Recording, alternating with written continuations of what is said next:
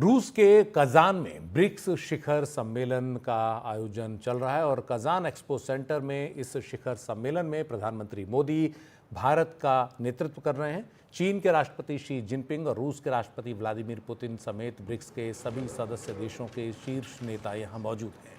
BRICS शिखर सम्मेलन से अलग प्रधानमंत्री मोदी आज चीन के राष्ट्रपति शी जिनपिंग के साथ एक द्विपक्षीय मुलाकात करने वाले हैं, जिस पर सबकी नजरें रहेंगी।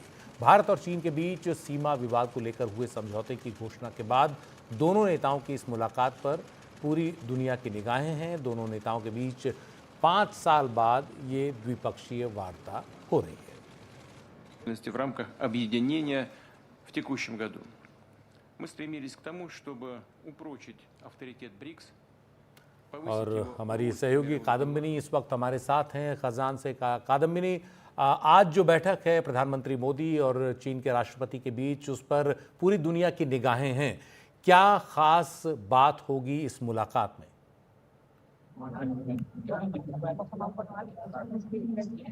देखिए, अभी दूसरा जो प्लेनरी है यहाँ पर, वो आपको पहले बता दूं, वो शुरू हो रहा है। और इसके पहले पीएम मोदी ने जो इंटरवेंशन किया है, उसमें उन्होंने एक बार फिर से ये कहा है कि आतंकवाद पर दोहरा मापदंड नहीं चलेगा। उन्होंने ब्रिक्स को एक इंक्लूसिव ब्रिक्स बताया है, कहा है कि इसको जोड़ने वाला बताना चाहिए, बांटने वाला नहीं। जब दुनिया में युद्ध और इस तरह की चीजें हो रही हैं, नॉर्थ साउथ पूर्व पश्चिम जैसी बातें हो रही हैं, उन्होंने पहले प्लेनरी में जो इंटरवेंशन किया है, असल में वो मैं आपको बता रही हूँ। उन्होंने ये भी कहा कि एक अनिश्चित माहौल है दुनिया में, जहां पर आर्थिक अनिश्चितता है, क्लाइमेट चेंज है, आतंकवाद जैसी चुनौतियां हैं, टेक्नोलॉजी है, तो उसकी भी चुनौतियों की बात उन्होंने की है। अपने इंटरवेंशन में कहा है कि cyber security, deep fake, disinformation जैसी नई चुनौतियां हैं। ऐसे में ब्रिक्स को लेकर काफी उम्मीदें हैं। तो उनका ये कहना है कि एक डाइवर्स और इंक्लूसिव प्लेटफॉर्म के रूप में ब्रिक्स को सभी विषयों पर सकारात्मक भूमिका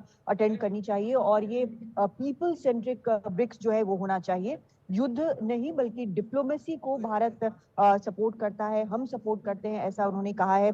और जैसे चुनौती कोविड की थी, उसको परास्त किया, वैसे ही आगे बाकी समृद्ध भविष्य के लिए बाकी चुनौतियों को भी परास्त करना है।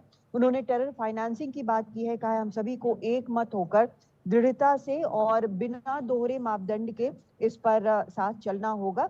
और उन्होंने फिर ये भी कहा है कि जिस तरह से जो संगठन है, जैसे UN security council, multilateral development banks, WTO जैसे, उसमें समयबद्ध तरीके से आगे बढ़ना चाहिए। इंस्टीट्यूशन में ब्रिक्स की छवि ऐसे बने कि रिफॉर्म करना है, रिप्लेस नहीं करना है। ग्लोबल साउथ की उन्होंने बात की है, कहा है कि उसकी आकांक्षाओं को, अपेक्षाओं को ध्यान में रखना चाहिए। Voice of global south G20 की अध्यक्षता के दौरान भारत ने इन देशों को आवाज दी, ये उन्होंने कहा है। तो इन्होंने जो इंटरवेंशन किया है उसमें काफी अहम बातें यहाँ पर साफ साफ बोली हैं, खासकर आतंकवाद पर दोहरे मापदंड की बात। वहां पर हमने देखा है कैसे कि यूएन सिक्योरिटी काउंसिल में टेक्निकल होल्ड नामों पर चीन जो है अक्सर लगा देता है, तो वहां पर मौजूदगी में राष्ट्रपति शी जिनपिंग के उन्होंने ये बातें कही हैं। तो ऐसा नहीं है, भारत अपने स्टैंड पे जबरदस्त मजबूती से कायम है। बायलैटरल कुछ देर में होगा सेकंड प्लेनरी के बाद, उसमें एक आइस ब्रेकर होगा, जो समझौता हुआ है पेट्रोलिंग को लेकर, उसके बाद। और देखना होगा कि उसके आगे किस तरह से भारत और चीन रिश्ते को सामान्य बनाने के लिए आगे बढ़ते हैं। जी, आपने विस्तार से बताया और ख़ास तौर पर भारत ने जो इंटरवेंशन किया वो भी शी जिनपिंग की मौजूदगी में, वो बहुत ही ख़ास था। आज जो मुलाकात है 5 साल बाद लगभग हो रही है प्रधानमंत्री मोदी और चीन के राष्ट्रपति शी जिनपिंग की, इसको निर्णायक क्यों मान रहे हैं? क्या क्या ऐसी चीज़ें हैं जो सुलझेंगी या सुलझने जा रही हैं इससे? देखिए, जो सुलझना था, जो मुख्य मुद्दा था 2020 की स्थिति तक आने वाली बात, वो पेट्रोलिंग अग्रीमेंट जो है उसमें साफ हो चुका है कि जो स्थिति उस समय थी वैसे ही अब दोबारा होगी। वहां पर गश्त लगाई जा सकेगी जिन पेंडिंग पॉइंट्स पे बाकी था अभी तक, और जो चरवाहे वहां पर जा सकेंगे।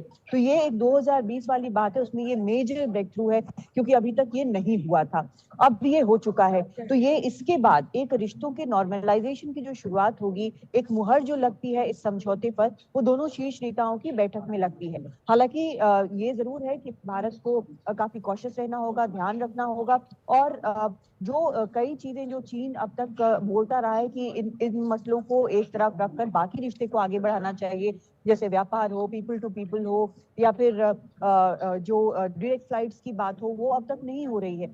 तो क्या उस पर धीरे धीरे आगे बढ़ेंगे? लगता है यही है कि जब एक बार दोनों आमने सामने बैठेंगे तब ये चीजें एक बार फिर से गति पकड़ेंगी। 2017 में चीन में मिले थे दोनों नेता ब्रिक्स की साइडलाइंस पर।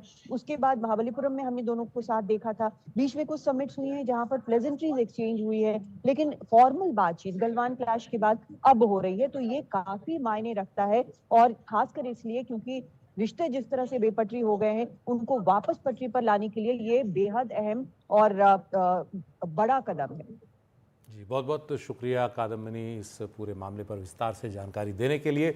और आज जब बैठक होगी उसके बाद हम फिर आपके पास एक बार आएंगे और उस बैठक की जो ख़ास बातें हैं वो जानने की कोशिश करेंगे।